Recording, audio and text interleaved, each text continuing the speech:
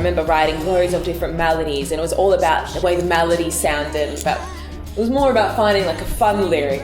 Like Sweet About Me was quite a fun thing. I think this time it was more drawing from experiences.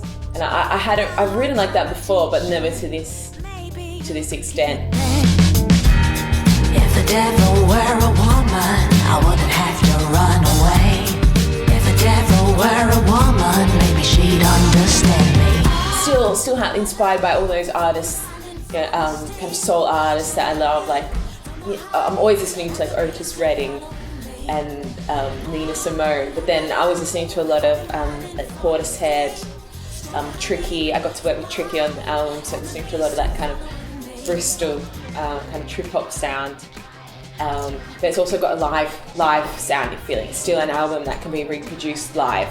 It's not totally synth-tastic. I just wanted something sweet, had nothing in my kitchen, so I had to look for something. So I was writing a lot of kind of nursery rhyme type melodies and like lyrics, and yeah, the idea of the sting came about like that. I was just thinking of kind of menacing nursery rhyme that you would sing your baby to sleep with, but it does kind of sum up a lot of experiences for me. I guess that the whole time when I felt like I'd lost control of my music, I did feel like I've been stung a little bit, but I'm still here.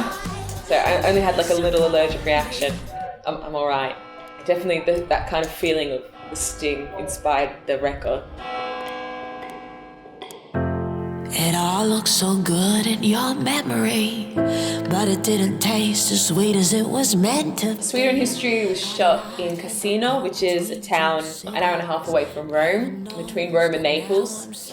And actually my friend who shot the video, Sam, he had a holiday house there, so we went for 2 days, and just literally everywhere you turned it was just like photographs, snap, snap, snap. You know, every photograph you'd take there was just stunning. So I was really inspired by neorealism photography, and me and my friend Sam, he introduced me to sort of photography, and it really inspired a lot of my music too. It's that kind of ruined glamour and kind of how things, you know, falling apart, they're still beautiful. So the environment really fit the song. Sweeter in history. Maybe we could make it one more night.